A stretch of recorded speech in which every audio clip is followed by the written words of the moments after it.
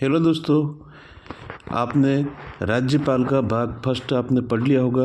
अब इसके आगे का जो बचा हुआ भाग है, भाग 2 चल रहा है, जिसमें राज्यपाल की शक्तियों के बारे में हम अध्ययन करेंगे। इसमें बताया गया है, जो इसमें पॉइंट जो अगला दिख रहा है उसमें बताया गया है, राज्यपाल राष्ट्रपति के ही समान कार्यकारी, विधायी, वित्तीय तथा न्यायिक शक्तियों में से संपन्न होता है, परंतु उसके पास राष्ट्रपति की तरह कूटनीतिक, सैन्य व आपातकालीन शक्तियां नहीं होती। संविधान में राज्यपाल को कुछ विवेकाधीन शक्तियां भी प्राप्त है जो कि राष्ट्रपति को प्राप्त नहीं है। यानी कि हम बता सकते हैं कि राष्ट्रपति के समान ही राज्यपाल है, यूँ माना जा रहा है, लेकिन यहाँ पर राज्य में राज्यपाल को कुछ शक्तियाँ ज़्यादा दी है, तो हम वहाँ पर देखेंगे राष्ट्रपति को भी कुछ शक्तियाँ ज़्यादा दी है। जो राष्ट्रपति के पास में शक्तियाँ हैं वो शक्तियाँ राज्यपाल के पास में नहीं होती। तो आगे देखें, इनकी जो शक्तियाँ, जो राज्यपाल की शक्तियाँ दी थी, इसमें से पहली जो शक्ति है वो है कार्यकारी शक्ति। मतलब जिसका हम समझ सकते हैं कार्यपालिका शक्ति इनके पास में, राज्यपाल के पास में कौन कौन सी है। तो राज्यपाल की कार्यपालिका अथवा प्रशासकीय शक्तियों के अंतर्गत निम्नलिखित शक्तियाँ सम्मिलित हैं। इसमें नंबर फर्स्ट है, संविधान के अनुसार 164(1) के अंतर्गत राज्यपाल मुख्यमंत्री की नियुक्ति करता है। अनुच्छेद 164 के अनुसार के अंतर्गत राज्यपाल मुख्यमंत्री की नियुक्ति करता है। याद रखें, अनुच्छेद 164(1) के अंतर्गत राज्यपाल मुख्यमंत्री की नियुक्ति करता है तथा मुख्यमंत्री की सलाह से अन्य मंत्रियों की नियुक्ति करता है। तो सबसे पहले क्या करेगा राज्यपाल, मुख्यमंत्री को नियुक्त करेगा। मुख्यमंत्री को नियुक्त करने के बाद में, अब मुख्यमंत्री को नियुक्ति मिल गई है, तो मुख्यमंत्री अब राज्यपाल को अपने मंत्रियों की लिस्ट तैयार करेगा और राज्यपाल को देगा। तो अन्य मंत्रियों की नियुक्ति भी कौन करेगा? राज्यपाल ही करेगा। राज्यपाल मुख्यमंत्री एवं अन्य मंत्रियों को पद एवं गोपनीयता की शपथ दिलाता है। राज्यपाल के प्रसाद पर्यंत ही अपने पद पर बने रहते हैं। कहने का मतलब क्या हो गया कि अगर राज्य की विधानसभा को भंग करना है तो वो शक्ति किसके पास में है? राज्यपाल। ये तो यहाँ विधि के अनुसार बताया गया है, लेकिन व्यवहारिक में क्या होता है कि मुख्यमंत्री है वो, और मुख्यमंत्री की सलाह पर ही विधानसभा भंग की जा सकती है। तो यहाँ पर राज्यपाल के प्रसाद पर्यंत ही पद पर बने रहते हैं। ये वैधानिक आधार पर, संवैधानिक आधार पर इस तरह से बात कही गई है। दूसरा नंबर आता है अनुच्छेद 167 के अनुसार। अनुच्छेद 167 के अनुसार राज्यपाल राज्य के प्रशासन और विधायी विषयों से संबंधित कोई भी जानकारी मुख्यमंत्री से मांग सकता है तथा किसी मंत्री द्वारा लिए गए किसी निर्णय को विचार के लिए मंत्रिपरिषद के समक्ष रखवा सकता है। यहाँ पर अनुच्छेद 167 के अंतर्गत बताया गया है कि राज्यपाल अगर किसी भी प्रकार की जानकारी प्रशासन या कानून बनाने के विषय में किसी भी प्रकार की जानकारी मुख्यमंत्री से राज्यपाल मांग सकता है, और उसी के साथ मंत्री द्वारा लिए गए किसी प्रकार का निर्णय, जैसे उस विधानसभा का कोई भी मंत्री है और किसी प्रकार का निर्णय लेता है, तो उस निर्णय के विचारों को मंत्रिपरिषद के समक्ष रखवा सकता है। कौन? राज्यपाल। तो इसके आगे है तीसरा नंबर, राज्य में संवैधानिक तंत्र के विफल हो जाने पर राज्यपाल अनुच्छेद 156 के अंतर्गत राष्ट्रपति शासन की अनुशंसा करता है। अब ये राष्ट्रपति शासन की अनुशंसा या घोषणा जो करने की बात बताते हैं, वो कौन से अनुच्छेद के अंतर्गत है? 356 के अंतर्गत। क्या बताता है इसके अंतर्गत? राष्ट्रपति शासन की अनुशंसा। अब राज्यपाल बताएगा कि यहाँ पर जो भी शासन व्यवस्था जो राज्य की शासन व्यवस्था है संविधान के अनुरूप नहीं चल पा रही है, या तंत्र पूरी तरह से विफल हो चुका है संवैधानिक तंत्र, इसलिए वो अनुशंसा करेगा राष्ट्रपति शासन की यहाँ पर राष्ट्रपति शासन लागू हो जाए। इसी तरह से अब राज्य में राष्ट्रपति शासन के दौरान राष्ट्रपति के प्रतिनिधि के रूप में राज्यपाल को व्यापक कार्यकारी शक्तियां प्राप्त की जाती है। अब वहाँ पर राष्ट्रपति शासन लागू करना है तो राष्ट्रपति खुद तो वहाँ नहीं से रहा, तो राष्ट्रपति अपना प्रतिनिधि के रूप में राज्यपाल को वहाँ पर राज्य की जो सारी व्यवस्था देखने के लिए नियुक्त करेगा। राज्य, अब अगला पॉइंट देखें, नंबर 4, राज्य सूची के विषयों पर राज्यपाल को अध्यादेश जारी करने का अधिकार है। समवर्ती सूची में भी उसका यह अधिकार तब तक अधिकार है जब तक संसद द्वारा बनाए गए कानून से राज्य विधानसभा द्वारा बनाए गए कानून का विरोध नहीं होता है। अर्थात क्या बताया गया, राज्य, जैसे कि कभी यहाँ पर देखा जाता है कि आचार संहिता लग चुकी है और कुछ ऐसा कानून बनाना है विधानसभा में, तब विधानसभा में राज्यपाल को एक अधिकार है कि किसी भी प्रकार के कानून को बनाने के लिए एक अध्यादेश जारी कर सकता है। अध्यादेश जारी करने का अधिकार यहाँ पर राज्यपाल को है। वो राज्य सूची के अंतर्गत, मतलब राज्य का अपना भाग होता है, 3 सूचियाँ हैं, एक तो राज्य सूची, संघ सूची और समवर्ती सूची। संघ सूची होता है केंद्र के पास में, राज्य सूची होता है राज्यों के पास में। समवर्ती सूची पर दोनों कानून बना सकते हैं, कौन, संघ, केंद्र वाले भी सरकार भी बना सकती है और राज्य की सरकार। अगर राज्य सरकार और केंद्र सरकार के बीच में किसी बात को लेकर मतभेद हैं तो यहाँ पर केंद्र द्वारा जिस तरह से कानून बनाया जाता है वो ही मान्य माना जाता है। तो यहाँ पर देखेंगे कि समवर्ती सूची में भी उसका यह अधिकार तब तक अधिकार है जब संसद द्वारा बनाए गए कानून, यहाँ पर समवर्ती सूची की बात हो रही है, समवर्ती सूची भी यह अधिकार तब तक अधिकार है जब तक संसद द्वारा बनाए गए कानून से राज्य विधानसभा द्वारा बनाए गए कानून का विरोध नहीं होता है। ठीक है, अगर केंद्र सरकार किसी प्रकार का विरोध करती है तो केंद्र की जो बात होगी वो ही यहाँ पर मान्य होगी। तो इससे आगे देखें, ये तो कार्यकारी शक्ति हो चुका। अब विधायी शक्ति, कानून बनाने के रूप में उनकी शक्ति कैसी कितनी है ये देखते हैं। तो विधायी शक्ति में राज्य द्वारा विधायिका का अभिन्न अंग है। राज्यपाल राज्य का विधायिका का अभिन्न अंग है। जैसे कानून बनाते हैं तो यहाँ पर इसके साइन होंगे, किसके, राज्यपाल के साइन होंगे, तभी जा करके यहाँ पर कानून बन पाएगा। तो अगला पॉइंट है अनुच्छेद 333 मतलब 333। यह प्रावधान था कि यदि राज्यपाल की दृष्टि से आंग्ल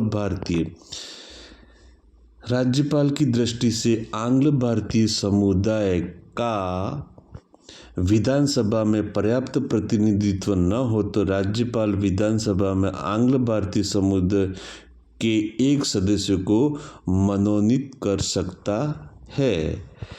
परंतु 104वें संविधान संशोधन अधिनियम 2020 के द्वारा यह प्रावधान समाप्त कर दिया गया है। ठीक है, अगला है, यदि विधानमंडल द्विसदनी है, जैसे हमारे राजस्थान में द्विसदनीय विधानमंडल नहीं है, तो जहाँ पर द्विसदनीय विधानमंडल, यदि विधानमंडल द्विसदनी है तो राज्यपाल विधान परिषद मतलब उच्च सदन के कुल सदस्यों के 1/6 भाग को मनोनीत कर सकता है।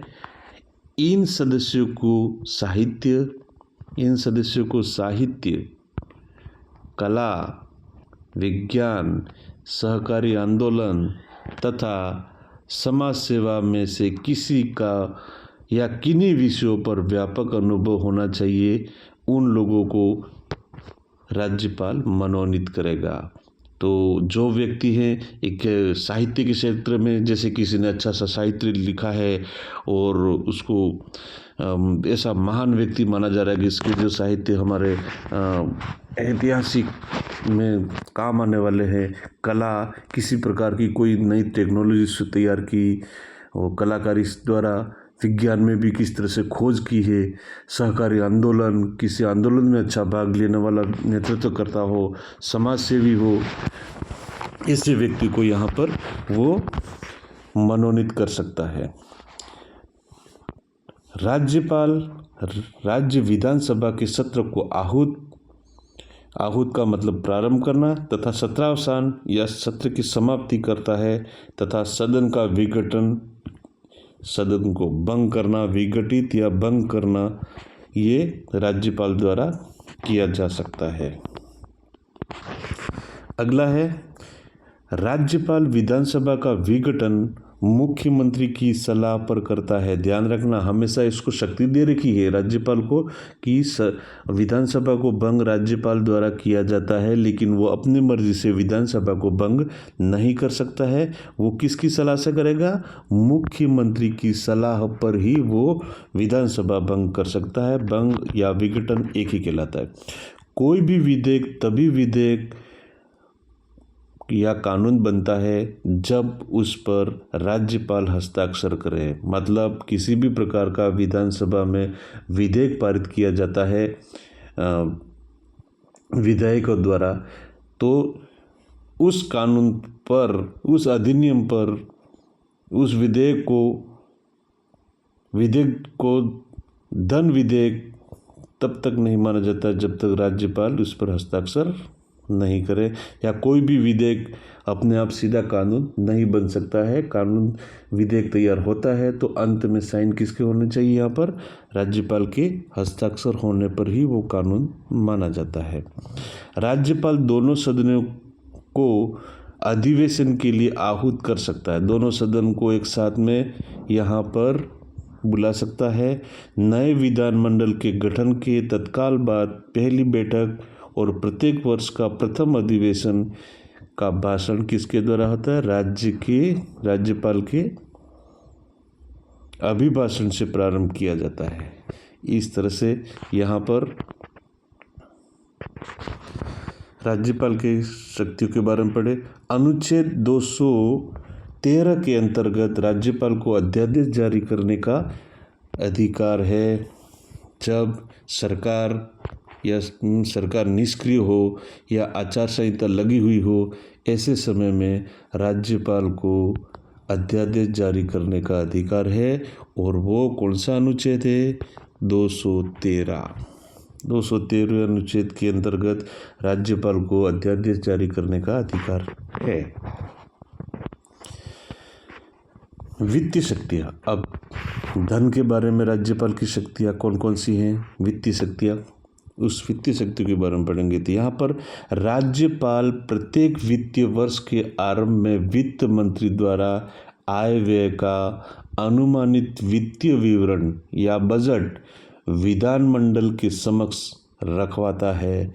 ये प्रावधान किसमें है? अनुच्छेद 202 के अंतर्गत। इसी तरह से राज्यपाल के पूर्व सहमति के बिना धन विधेयक को राज्य विधानसभा में प्रस्तुत नहीं किया जा सकता।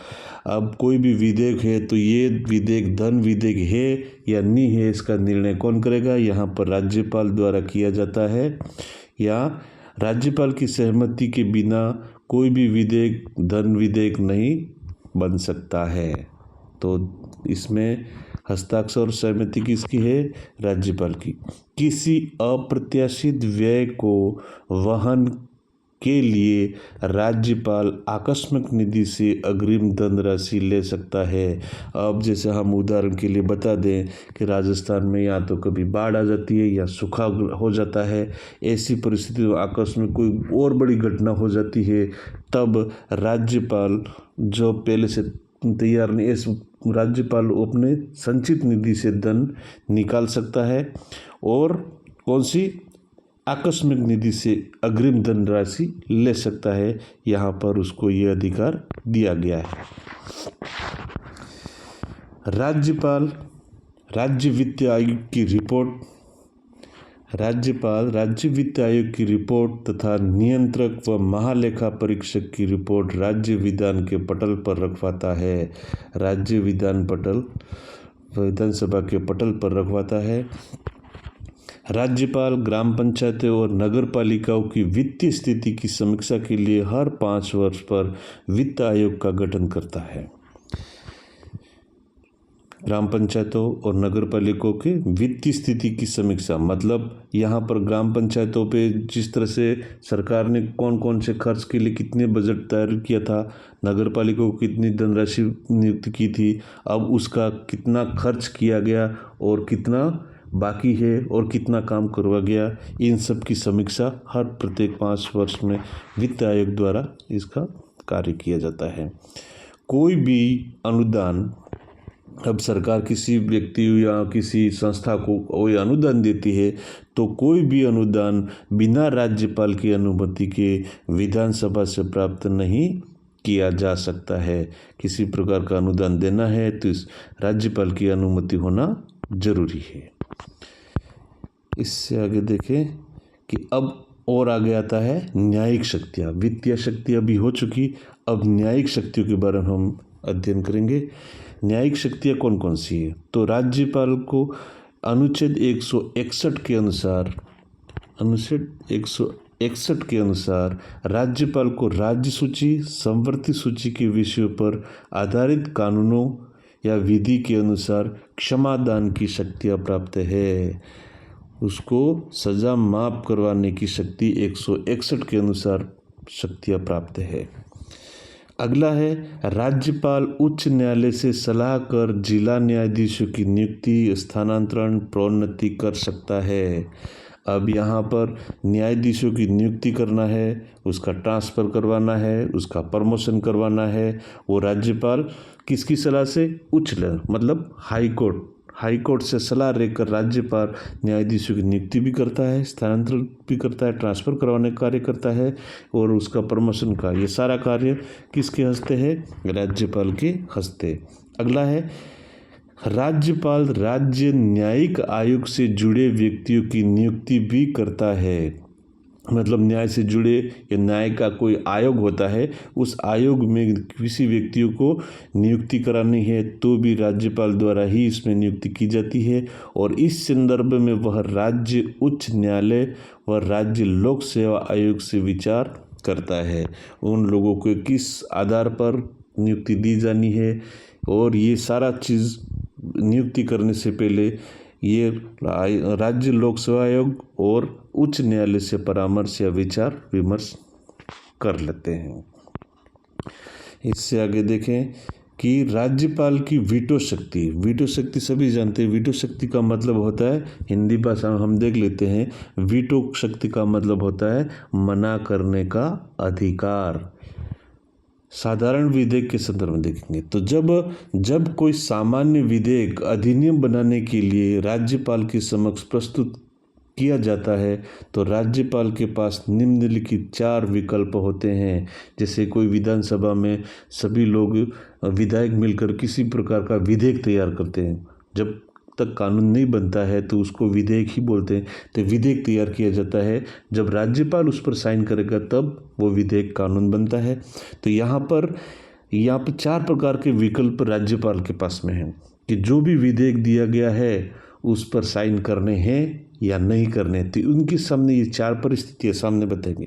तो नंबर 1 में विधेयक को स्वीकृति प्रदान करना। सबसे पहला काम तो यही है कि सभी विधायकों की सहमति से ये विधेयक तैयार हुआ है और साइन के लिए आया है, तो पहला कार्य तो यही है कि उस विधेयक पर साइन कर दें, हस्ताक्षर कर दें। एक तो विकल्प ये है। दूसरा है विधेयक पर तुरंत कोई निर्णय न करके उसे अपने पास आरक्षित कर सकता है। मतलब कोई भी विधेयक आया है तो उसी समय इस पर साइन करना जरूरी नहीं है, 12 से 14 दिन तक वो अपने पास में पड़ा रहने दे सकता है। विलंबकारी विकेटो कहते हैं इसको, कहते हैं विलंबकारी, मतलब कार्य धीरे करना, आरक्षित रख सकता है। तो 2 तो ये हो गए। तीसरा नंबर आता है यदि वह विधेयक धन विधेयक नहीं है। कोई भी विधेयक आता है यदि वह विधेयक धन विधेयक नहीं है तो विधेयक को पुनर्विचार के लिए विधानमंडल के पास वापस भेज सकता है। जो राज्यपाल के पास में विधेयक आया है वो धन विधेयक नहीं होना चाहिए। अगर कोई साधारण विधेयक है, उसमें धन की बात नहीं है, तो साधारण विधेयक आया है तो उसको विचार विमर्श के लिए उस विधेयक को वापस सदन में राज्यपाल भेज सकता है। इस वीटो को विलंबकारी वीटो भी कहा सकता है। अभी मैंने पहले बताया वही बात यहाँ पर भी आ रही है कि इसको और देरी करने के लिए साधारण विधेयक को वापस भेज सकता है। और आपको याद दिला दे कि धन विधेयक को ये वापस विचार विमर्श के लिए नहीं भेज सकते हैं राज्यपाल। तो और आगे देखें, चौथा नंबर क्या है इसका। तो नंबर 4 में बताया कि राज्यपाल कुछ परिस्थितियों में विधेयक को राष्ट्रपति के विचार के लिए सुरक्षित रख सकता है। अब यहाँ पर चौथा ऑप्शन ये आता है कि विधेयक जो प्रस्तुत किया गया है और राज्यपाल के समक्ष आया है और उस पर निर्णय राज्यपाल अकेले द्वारा लिया जाना मुश्किल लग रहा है। ऐसी परिस्थिति में यह विधेयक को राष्ट्रपति के विचार के लिए सुरक्षित रख सकता है। वो कह सकता है कि इसके ऊपर साइन करने से पहले इसको मैं राष्ट्रपति को के समक्ष प्रस्तुत करूंगा और राष्ट्रपति द्वारा जिस तरह से निर्णय लिया जाएगा, उनका जो निर्देश होगा, इसके अनुरूप ही आगे इसके ऊपर निर्णय या विचार विमर्श किया जाएगा। तो ये होता है चौथा नंबर 4, जो राष्ट्रपति के लिए विधेयक को सुरक्षित रखना। इस तरह से हमारा राज्यपाल का भाग 2 पूर्ण हुआ। भाग 3 जो भी आएगा वो आगे होगा। धन्यवाद।